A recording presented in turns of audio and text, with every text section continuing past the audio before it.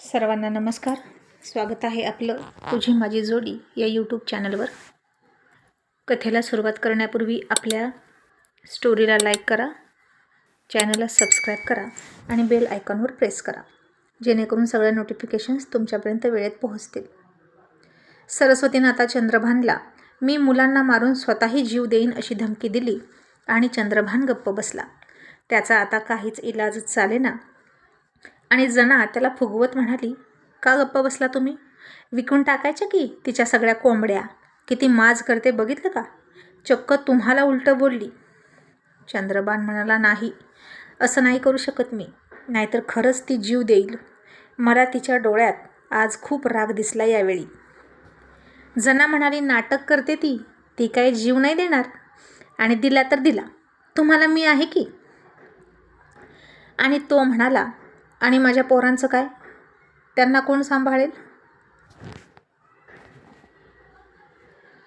तू सांभाळशील का? त्यांची आई मेली तर त्यांच्याकडे कोण बघेल? मी लग्न करतो तुझ्याशी हवं तर, मग सांभाळशील का माझी मुलं सांग? आणि जना त्याचा प्रस्ताव झिडकारत म्हणाली, मी काय म्हणून सांभाळू तिची पोरं? मला काही देणं घेणं नाही. ती मेली तरी मी बघायची नाही. माझं मला मूल होईलच की. आणि चंद्रभान तिच्याकडे बघून म्हणाला, मग त्यांची आई तरी जिवंत राहू दे. मी काहीच बघत नाही त्यांचं, निदान ती बघते तर बघू दे. आणि जना लगेच चिडून म्हणाली, म्हणजे आता तुम्हाला तुमच्या बायको आणि मुलांचा पुळका यायला सुरुवात झाली तर? मग माझं काय? मी कोणाच्या भरोशावर इथं राहू? रात्री पण तुम्ही तिच्याकडे गेला होता झोपायला, पण काय झालं? तिनं हाकलून दिलं ना. मग का तिचा इतका पुळका येतं तुम्हाला? ती तुम्हाला जवळ घेत नाही, तुमचा अपमान करते, तर कशाला तिला पाणी लावायला जाता? त्यापेक्षा तुम्ही माझ्यासोबतच लग्न करा की. मी कोणत्या हक्काने इथे राहू? ती मला टोमणं मारत असते. माझं कुंकू, माझा नवरा, माझी पोरं. मग मला पण तुमची बायको व्हायचं आहे. मग मी पण तिला सांगेन की मी तुमची बायको आहे, करा माझ्याशी लग्न आणि होऊ द्या मला मूल, अशी जना म्हणाली. पण चंद्रभान गप्प बसला. सरस्वतीला दिलेलं वचन तो मोडणार नव्हता आणि लग्न करून जनाची पूर्ण जबाबदारी घेणं त्याला परवडणार सुद्धा नव्हतं. उलट त्याला अशाच सड्या बायकांची गरज होती, ज्या त्यालाच सांभाळतील. आणि जना चिडली आणि बाहेर आली आणि तिनं चंद्रभान समोरच 2-2 खोल्या वाटून घेतल्या, चूल वाटून घेतली, अंगणाच्या मध्ये एक दगड मांडला आणि म्हणाली, आजपासून या घराचं 2 हिस्सं झालं, एक तुमचा आणि एक दुसरा तुमच्या भावाचा. तुमच्या भावाचा हिस्सा माझा, आता तुमचा हिस्सा कोणाचा बोला. असं म्हणून ती त्याच्यावरही हक्क दाखवायला लागली. आणि हे बघून सरस्वती म्हणाली, त्यात काय वेगळं केलंस? हे तर आधीपासून सुरू आहे की. तू वेगळं खाते, मी वेगळं खाते, आणि आता तुझ्या नवऱ्याचा हिस्सा तुला आहे. मग माझ्याही नवऱ्याचा हिस्सा तूच घेशील का? माझा नवरा घेऊन तुझं पोट नाही भरलं वाटतं? आणि जना म्हणाली, बघा बघा, मला सारखी अशीच म्हणते, माझा नवरा घेतला, माझा नवरा घेतला. मग तुम्ही माझ्यासोबत लग्न करा आणि माझा नवरा व्हा. चंद्रभान तरीही गप्पच होता. आणि सरस्वती म्हणाली, अगं नुसता नवरा घेऊन काय उपयोग? जिनं त्याला जन्म दिला त्या सासूची जबाबदारी पण घे, अर्धी अर्धी वाटून, आणि मग त्याला नवरा कर. नुसता नवरा घेणार आणि बाजूला होणार असं चालणार नाही.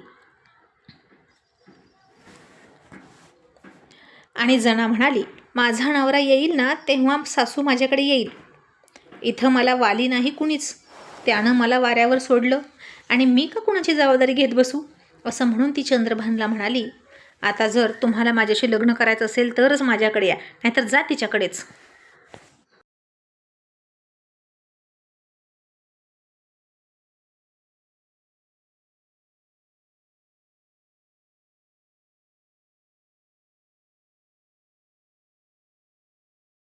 आणि चंद्रभाननं सरळ पिशवीच उचलली, गाडीला किक मारून निघूनच गेला. नेहमीसारखाच पळपुट्यासारखा प्रश्न अर्धवट ठेवून कोणताही निर्णय न देता तो पळाला. आणि सरस्वती निराशपणे हसली आणि स्वतःशीच म्हणाली, या माणसाकडून जर काही होत असतं तर मी तरी कशाला इतकी गुंतून राहिले असते. हा असाच आहे, नेहमी जबाबदारी घ्यायला घाबरतो. आई नको, बायको नको, मुलं नको, फक्त एकट्याचं बघायला हवं. पण जेव्हा त्यांची गरज पडते तेव्हा मात्र सगळ्यांचा मालक होऊन बसणार. मग असेच आणखीन दिवस गेले. सगळ्या विहिरी कोरड्या पडायला लागल्या होत्या. पाणी खूप लांबून आणावं लागायचं आणि आता जनासुद्धा पाण्यासाठी बाहेर पडायला लागली.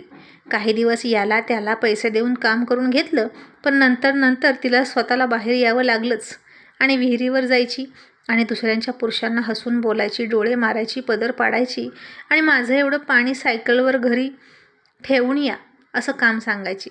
आता मग ऐकणारे आंबट शौकीन तिचं काम ऐकायचे आणि जे सज्जन होते ते तिच्याकडे न बघता पुढे जायचे. आणि जशी जना घरातून बाहेर पडली तसं अख्ख्या गावाला ती भुरळं पाडायला लागली. हे सगळं सरस्वतीच्या कानावर यायचं. पण आता ती तरी काय सांगणार? जना सरस्वतीचं थोडीच ऐकणार होती आणि घरात बसणार होती का? आणि ती तिचं वागणं सुधारणार नव्हती. मग उन्हाळ्यात पाटलाच्या विहिरीला तेवढं पाणी होतं. संतू दत्तू पोहायला जायचे. पुष्पासुद्धा म्हणायची, मला पण जायचं पोहायला. पण सरस्वती तिला जाऊ देत नव्हती. पोरींनी विहिरीत पोहायचं नाही असं म्हणायची. पण का पोहायचं नाही हे तिला कळत नव्हतं. सरस्वती म्हणायची, परडी करावी लागेल जर तू विहिरीत गेलीस तर.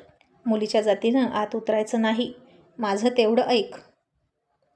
मग पुष्पा बाहेरच कठड्यावर बसायची. दत्तू संतू पोहायचे आणि तेवढंच ती आनंद घ्यायची त्यांना बघून. विहिरीच्या काठाला मोठं आंब्याचं झाड होतं आणि एक फांदी विहिरीमध्ये गेली होती आणि त्याचे आंबे पिवळे धम्मक होऊन पाण्यात पडायचे पिकून. आणि त्या आंब्याकडे बघितलं की पुष्पाच्या तोंडाला पाणी सुटायचं. पण कसं काढणार आंबे? विहिरीत उतरावं लागणार होतं. मग आई तर म्हणायची की विहिरीत उतरू नको. मग संतू दत्तू यायचे आणि विहिरीमध्ये सूर मारून विहिरीतले आंबे तिला काढून द्यायचे आणि पोरं ओटा भरून आंबं घेऊन यायची आणि घरी आल्यावर आंब्याचा रस करायचे. संध्याकाळी कुरडया भाजल्या, आमरस केला, चपात्या केल्या की पोरं खुश असायची. आणि एक दिवस सकाळी उठल्यावर संतू म्हणाला, आई आपली कोलगेट संपली, 10 रुपये आहेत का? लगेच घेऊन येतो. सरस्वतीकडे होते 100 रुपये. पण 100 रुपये मोडले की असे संपायचे, म्हणून ती शक्यतो पैसे मोडतच नव्हती. आणि आता तिथंच जनाची कोलगेट होती आणि दत्तूनं तिच्या कोलगेटमधली कोलगेट स्वतःच्या बाटलीत ओतायला सुरुवात केली.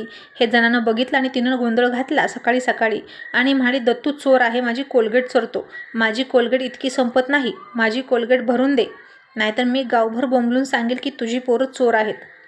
आणि सरस्वती म्हणाली, अजिबात नाही, तू असं करायचं नाही. दत्तू तू घे पैसे आणि 2 कोलगेट घेऊन ये.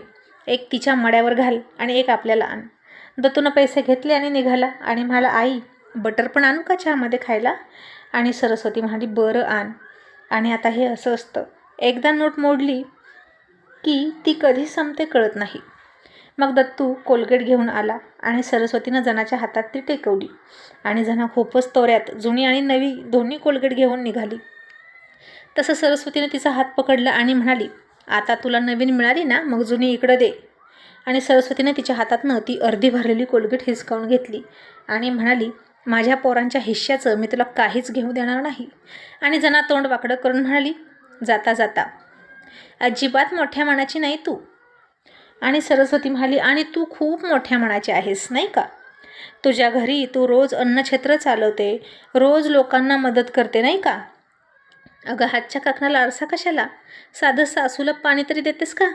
आणि माझ्या स्वभावाबद्दल तर बोलूच नको. माझा नवरा येडा होत असेल तुझ्या या स्वभावानं, पण मी नाही फसायची. असं म्हणून सरस्वती तिच्या कामाला लागली. आणि आणखीन 2-4 दिवसांनी जना पाण्याला गेली होती आणि भर दुपारी तिच्या खोलीत दत्तू काहीतरी करतोय असं तिला दिसलं. आणि ती खिडकीतून येत होती आणि ती दत्तूला दिसली आणि दत्तू पटकन बाहेर पळून आला.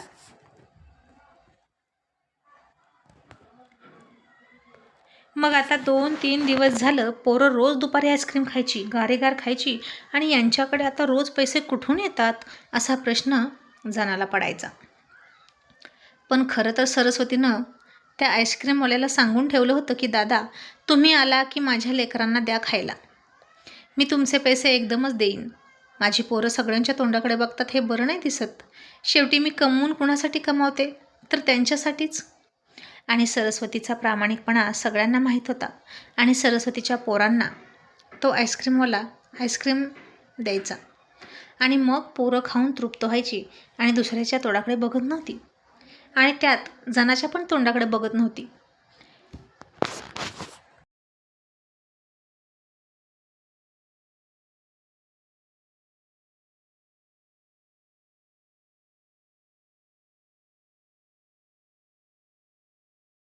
मग दुसऱ्या दिवशी जनानं तिजोरी उघडून बघितलं तर जनाची बोरमाळ गायब होती सोन्याची आणि तिनं कालवा करायला सुरुवात केली. माझी बोरमाळ चोरीला गेली, माझी बोरमाळ चोरीला गेली असं म्हणून ओरडत होती. आणि म्हातारे म्हणाले, अगं ओरडतेस कशाला, इथेच कुठेतरी असेल, आपल्या घरात काय चोर येतात का, नीट बघ, तूच ठेवली असेल डाव्या उजव्या हाताने इकडं तिकडं. आणि जना म्हणाली, हो चोरच येतात घरी, सरस्वतीची पोरं चोर आहेत, तिचे संस्कारच तसे आहेत मुलांवर, त्यांना चोरी करायला लावते ती आणि मग झाकून नेते. पोरं रोज आईस्क्रीम खातात, माझी बोरमाळ मोडून आईस्क्रीम खातात, आता इतकं पैसे कुठून येतात त्यांच्याकडे. म्हातारे म्हणाले, अगं असं काय बोलतेस, असं होणार नाही, सरस्वती असं शिकवायची नाही. जना म्हणाली, आत्या, माझ्या खोलीत दत्तू आला होता, मी त्याला बघितलं खिडकीतनं पळताना आणि तो माझी कोलगेट पण चोरतो, तोच चोर आहे. असं म्हणून जनानं चोरीचा आरोप दत्तूवर लावला. आणि सरस्वती घरी नसताना तिनं दत्तूला उन्हात बांधून ठेवला आणि कावळीच्या ओल्या फोकाने खूप खूप मारला. आणि संतू पुष्पा त्याला सोडवायला गेली की त्यांना पण मारायची. आणि मारून मारून तिनं दत्तूला अर्धमेला केला. दत्तू आई आई मला वाचव म्हणून ओरडायचा. काकी मी काही नाही केलं, काकी मला सोड, काकी मारू नको असं म्हणून लहान दत्तू ओरडायचा. पण जनाला त्याची दयामाया येत नव्हती, ती खूप मारत होती. आणि आता सरस्वतीनं जिथं कुठं कामाला होती तिथं संतू पळत गेला. ती एका विहिरीवर कामाला गेली होती. उन्हाळ्यात असलीच कामं असायची आणि विहिरीतून दगडं पाठीभर उचलून वर आणायचं काम करत होती. संतूनं तिथं जाऊन तिला सगळं सांगितलं आणि काकीनं दत्तूला उन्हात बांधून ठेवलाय. आई खूप मारलं त्याला आणि सरस्वतीची पोरं चोर आहेत असं काकी म्हणते. असं संतूनं सरस्वतीला सांगितलं आणि सरस्वतीनं आता चिडून डोक्याचा टॉवेल सोडला आणि तिथंच खाली टाकला. पाटीसुद्धा डोक्यावरची तिथंच टाकली आणि खूप रागारागात घरी निघाली. आणि येताना सरस्वतीनं सुद्धा 3-4 कावळीचे हिरवेगार फोक मोडले. आणि हे बघून संतू घाबरला, कारण आता आई दत्तूला खूप मारणार असं वाटलं त्याला. आणि आता काय होईल जेव्हा सरस्वती घरी येईल हे पाहणं इंटरेस्टिंग ठरणार आहे.